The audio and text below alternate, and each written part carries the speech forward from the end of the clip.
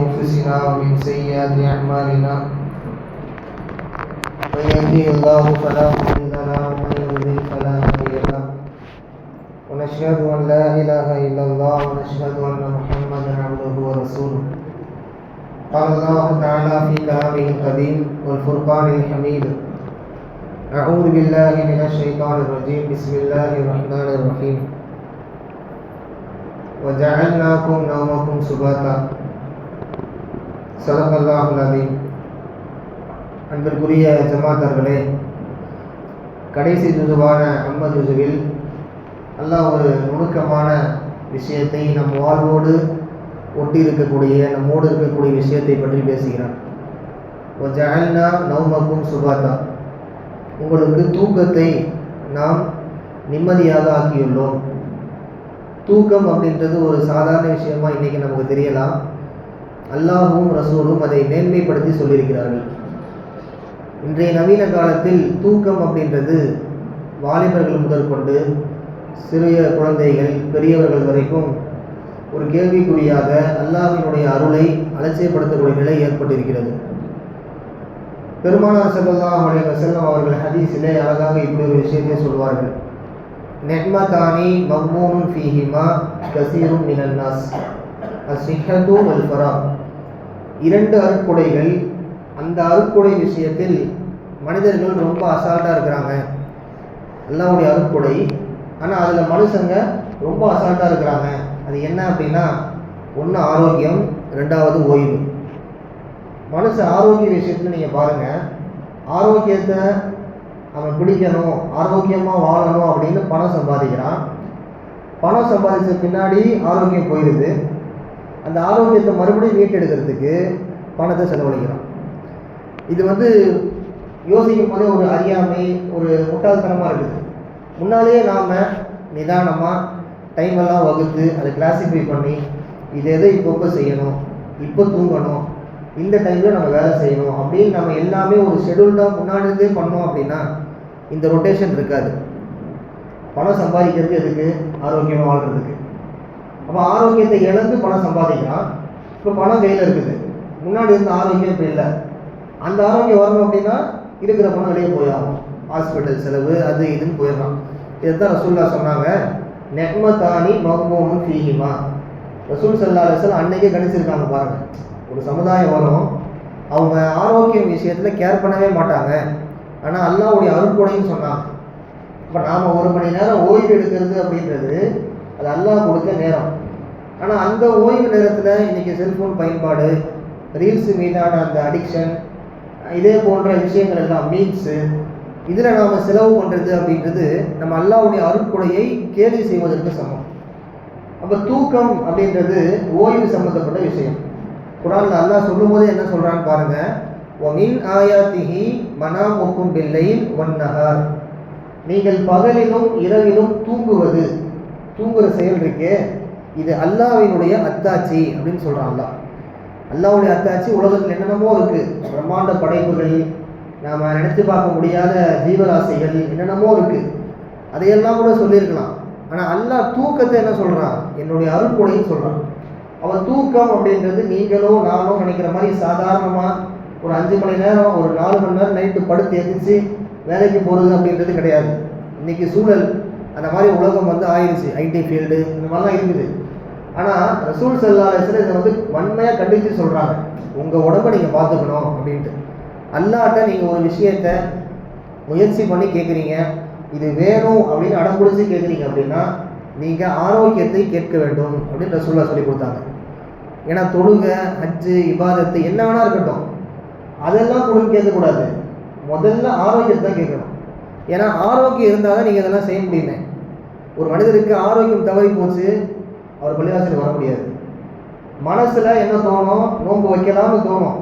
மனசில் என்னமே இருக்கும், உடல் ஒத்துழைக்காது. அப்போ ஆரோக்கியம் அது அவசியம். ரசூலுல்லாஹ் அதை தான் சொன்னாங்க, நீங்கள் அல்லாஹ்விடத்தில் ஒரு விஷயத்தை கேட்கணும்னு நினச்சிங்க அப்படின்னா ஆரோக்கியத்தை, நல்ல உடல் அமைப்பை கேளுங்கள். ரசூலுல்லாஹ் சொன்னதில் ஆழமான அர்த்தம் இருக்குதுல்ல, ஒரு டீப்பான மீனிங் இருக்குது. இன்றைக்கி வளரும் சமூகம் இதை சரியாக புரிஞ்சுக்கணும். முன்னாடி சமூகத்தெல்லாம் பார்த்தீங்கன்னா ஒரு 9-10 மணிக்கு மேலே முடிச்சிருக்கிறத ஆச்சரியமாக பார்ப்பாங்க. ஆனால் இன்றைக்கி 9-10 மணிக்கு தூங்க போகிறது ஆச்சரியமாக பார்க்குறாங்க. இதுதான் வந்து இன்றைக்கி சமூகம், ஜென்ரேஷன் சேஞ்சிங் நம்ம சொல்கிறோம். சஹாபாக்கள் நீங்கள் பாருங்கள், இஷாவுக்கு பின்னால் அவங்க யாருமே அதிகமாக பேசவே மாட்டாங்க. தேவையற்ற பேசவே இருக்காது. ரொம்ப இம்பார்ட்டண்ட்டான பேசினா மட்டும்தான் பேசுவாங்க.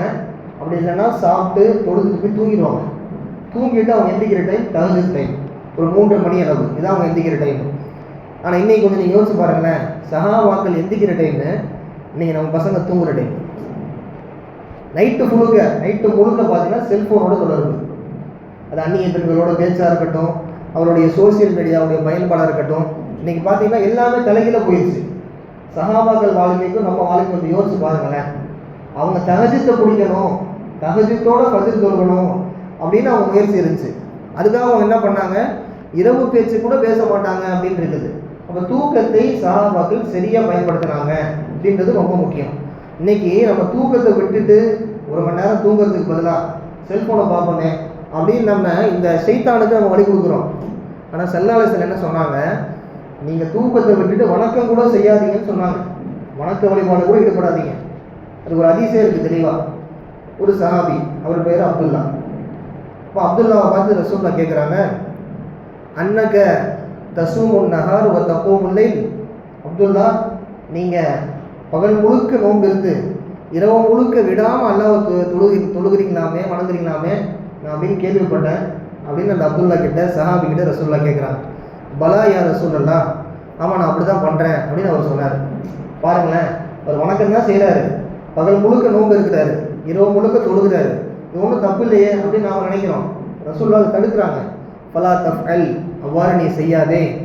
சும் வ அஃப்திர், ஒரு நாள் நோன்பு வைக்கிறியா, ஒரு நாள் வைக்காமல் இரு. ரசூலுல்லாஹ் சொன்னது ரம்ஜான் காலகட்டம் இல்லை, மற்ற நாட்களில் நஃபில் நோன்பு. அவர் வச்சாருன்னா வச்சுக்கிட்டே இருப்பார் அந்த சஹாபி. ரசூலுல்லாஹ் கூப்பிட்டு கண்டிக்கிறாங்க, சும் வ அஃப்திர், அப்பா ஒரு நாள் நோன்பு இரு, ஒரு நாள் சாப்பிடு. மறுபடியும் ஒரு நாள் நோன்பு இருக்கிறியா, ஒரு நாள் சாப்பிடு, தொடர்ந்து நோம்பாக வச்சுருக்காதப்பா அப்படின்னு சொல்கிறாங்க ரசூலுல்லாஹ். சொல்லிட்டு சொல்கிறாங்க, கும் வனம். கும் வனம் அப்படின்னா என்ன அர்த்தம், நைட்டு நெல்லு கொஞ்ச நேரம் அல்லாவுக்காக தொழுகு, கொஞ்ச நேரம் தூங்கு. இரவு 3 பகுதியாக பிரிச்சுக்கோ, முதல் பகுதி, 2ஆம் பகுதி, 3ஆம் பகுதி. 3 பகுதியுமே நீ வந்து அல்லாவுக்காக செலவு பண்ணாத. இன்ன நீ ஜசதிக்க அலைக்க ஹக்கா, உன் உடம்புக்குன்னு ஒரு உரிமை இருக்குது, உன் உடம்புக்குன்னு ஒரு கடமை இருக்குது. நீ இரவு முழுக்க நீ முழிச்சிட்டு இருந்த அப்படின்னா அது உன் உடம்பை நீ ஸ்பாயில் பண்ணிடுவ அப்படின்னு ரசூலுல்லாஹ் சொல்கிறான். இது ரம்ஜான் காலகட்டத்தில் அல்ல, ரம்ஜானில் போய் நம்ம தூங்கிட்டு இருக்கக்கூடாது, மற்ற சமயத்தில் ரசூலுல்லாஹ் சொன்ன விஷயம். இன்னடி ஐனிக்க அலைக்க ஹக்கா, உன் கண்ணுக்குன்னு சில கடமை இருக்குப்பா. நீ நைட்டு ஃபுல்லாக நீ தொழுதுட்டு இருந்த அப்படின்னா உன் கண் பார்வை என்ன வருது, உன்னுடைய கண்ணுடைய அந்த விசிபிலிட்டி என்ன வருது, இதெல்லாம் வந்து பிரச்சனையாயிரும் ரசூலுல்லாஹ் சொல்லி கொடுக்குறாங்க. இப்போ இன்னடி ஜௌஜிக்க ஹக்கா அப்படின்னு சொல்கிறாங்க.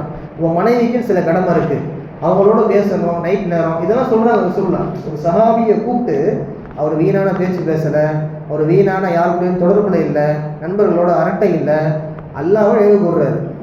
பகல் ஃபுல்லாக நோன்பு வைக்கிறாரு, இரவு ஃபுல்லாக தொழுகிறாரு. ரசூலுல்லாஹ் அவரை கூட அட்வைஸ் பண்ணுறாங்க, உடம்புக்கு எடுத்துக்காதப்பா, நீ இப்படி பண்ணு, உடம்பு தான் மெயின் அப்படின்னு ரசூலுல்லாஹ் சொல்கிறாங்க. இப்போ அன்பார்ந்த மக்களே, இந்த உடம்பை பார்க்குறது அப்படின்றது ரொம்ப பெரிய காரியம். இந்த நவீன உலகத்தில் லட்சமாக சம்பாதிச்சு நம்ம எங்கே போய் சேர்க்க போகிறோம். ஆனால் உடம்பு பார்த்தீங்க, இந்த கண் பார்வை பார்த்தீங்கன்னா உடனே போயிடும். இன்றைக்கி ஐடி ஃபீல்டு அதுக்கு மிகப்பெரிய உதாரணம். பகல் ஃபுல்லாக இவர் தூங்குவார், ஆனால் நைட்டு ஃபுல்லாக வந்து கம்ப்யூட்டரோடு இவர் வந்து இருக்கக்கூடிய அந்த நிலை இன்றைக்கி ஏற்பட்டிருக்கு. ஆனால் ஒரு சம்பளம் பார்த்து லட்சக்கணக்கில் இருக்கும், டவுட்டே இல்லை. ஆனால் இது டோட்டலாக வந்து தூக்க முறைக்கு நேர்மாற்றமானது. ஒருத்தங்க எப்படி சாப்பிட்றது, தண்ணி குடிக்கிறது எப்படி முக்கியமோ அந்த வரிசையில் தூக்கமும் முக்கியம். ஆனால் தூக்கத்தை மனுஷன் நீங்கள் பெருசாகவே பார்க்குறது கிடையாது. இந்த குரான் அல்லாஹ் என்னோட அத்தாச்சின்னு சொல்கிறான். ஒரு ஆய்வறிஞர் என்ன பண்ணார், ஒரு சயின்டிஸ்ட்டு ஒரு எலிகளை வந்து ஒரு ஏரிக்குள்ளே வச்சுட்டாரு, ஒரு பெரிய ஸ்விம்மிங் பூலில். பார்த்தீங்கன்னா ஒரு 2 எலி ஒரு அட்டைப்பெட்டியில் இருக்குது. இவர் என்ன பண்ணுறாரு, 2-3 நாள் அதுக்கு சாப்பாடு கொடுத்துட்டே வர்றாரு. இந்த எலிகள் தூங்கக்கூடாது, தூங்காமல் இருந்தால் ஒரு உயிரினம் எப்படி ஆகுது அப்படின்றது அவருடைய ஆராய்ச்சி இன்னைக்கு. அப்போ தூக்கம் எந்த அளவுக்கு முக்கியம், இந்த சொசைட்டிக்கு அதை காட்டணும் அப்படின்றதுக்காக இந்த ஆராய்ச்சியை அவர் மேற்கொள்கிறார். இப்போ ஒரு பெரிய ஸ்விம்மிங் பூல், ஒரு அட்டைப்பெட்டி சைடில் பார்த்தீங்கன்னா இப்படி வந்தால் எலி விழுந்துடும் தண்ணிக்குள்ளே. சுற்றி வளையெல்லாம் கிடையாது, ஒரு அட்டை மேலே பார்த்தா எலிகள் 2 இருக்குது, அவ்வளோதான். சாப்பாடு தேவையான சாப்பாடை வச்சுக்கிட்டே வராது தினமும். ஒரு 10-15 நாள் இப்படியே தேவையான சாப்பாடுலாம் எலி சாப்பிடுது. ஆனால் அதுக்கு தெரியுது நாம் கொஞ்சம் நகர்ந்து போயிட்டோம் அப்படின்னா இந்த தண்ணிக்குள்ளே விழுந்துருவோம் அப்படின்னு தெரியுது. இப்போ எலிகள் தேவையான உணவு கிடைக்குது, ஆனால் பார்த்தா நவர்ந்து போனோம், கொஞ்சம் கண் அசந்தோம், நாம் அந்த தண்ணியில் மூழ்கி செத்துருவோம்னு அதுக்கு தெரியுது. அந்த பயத்திலேயே இருந்து இருந்து இருந்து தூங்க முடியாமல் அவதிப்பட்டு எலி 20வது நாள் முடிவில் இறந்து போகிறது. இப்போ அந்த சயின்டிஸ்ட் என்ன எழுதுறாரு அப்படின்னா, இந்த ஆய்வுடைய முடிவில் ஒரு மனிதன் சாப்பிடாம கூட ஒரு வருஷம் இருந்துடலாம் தண்ணி குடிச்சிட்டு, ஆனால் தூங்காமல் மட்டும் இருக்கவே முடியாது. இதைத்தான் அல்லாஹ் குரானில் சொல்கிறான்னு சொல்லி அவருடைய ஆய்வில் தெரிய வருது. குரானை சயின்டிஸ்டுகள் அறிவியலோடு ஒப்பிட்டு பார்த்தாங்க. அல்லாஹ் தூக்கத்தை ஒரு சாதாரணமாக சொல்லலை குரானில். இன்றைக்கி பெரியவங்க இதே போல் வாலிபர்கள் எல்லாம் இந்த தூக்க விஷயத்தை கொஞ்சம் கடைபிடித்து கொஞ்சம் மனசுக்கு உங்களுடைய உள்ளத்துக்கு ஆரோக்கியமாக இருக்கணும் அப்படின்னா இந்த தூக்க விஷயத்தை ஓய்வு விஷயத்தை நீங்கள் கொஞ்சம் மெனக்கிட்டு பண்ணால் மட்டும்தான் இனி வரும் நாட்களில் நம்முடைய உணவு பழக்கமும் ரொம்ப மோசம். இன்றைக்கி எல்லாம் ஜங்க் ஃபுட்டு, ஆரோக்கியமான உணவே கிடையாது, டேஸ்ட்டாக இருக்கக்கூடிய சத்து கிடையாது. அப்போ தூக்கமும் அது போன்ற அசட்டையாக ஆக்கப்படுமானால் நம்முடைய ஆயுட்காலம் அப்படின்னா பார்த்திங்கன்னா ஒரு 40-50 தான். தூக்கம் சரியாக இல்லை அப்படின்னா அல்லாஹ்வுடைய நாட்டம் இருக்கு ஒன்று இருந்தாலும் அந்த தூக்கம் சரியாக இல்லை, நம்ம வாழ்நாளே பெரிய கேள்விக்குறியாயிரும் அப்படின்றது இன்றைக்கி சயின்டிஸ்ட்டுங்க சொல்லக்கூடிய விஷயம். எல்லாத்துக்கும் மேலே நமக்கு மார்க்கம் சொல்லித்தர விஷயம் இந்த ஓய்வு அப்படின்றது ரொம்ப முக்கியம். அதனால் அன்பிற்குரியவர்களே, இப்படிப்பட்ட ஓய்வை நாம் எடுத்து அல்லாஹ்வை வணங்க வேண்டிய நேரத்தில் சரியாக வணங்கி அவனுக்காக நேரத்தையும் ஒதுக்கி நம்முடைய உடலையும் பார்த்து கொண்டு அல்லாஹ் ரசூல் சொன்ன மார்க்கத்தின்படி வாழ்ந்து கொண்டு இறைவனின் பொருத்தத்தை பெறுகின்ற மக்களாக இறைவன் உங்களையும் என்னையும் ஆக்கி அருளட்டும். வாஹிர் தஅவானா அல்ஹம்துலில்லாஹி ரப்பில் ஆலமீன். அஸ்ஸலாமு அலைக்கும் வரஹ்மத்துல்லாஹி வபரகாத்துஹு.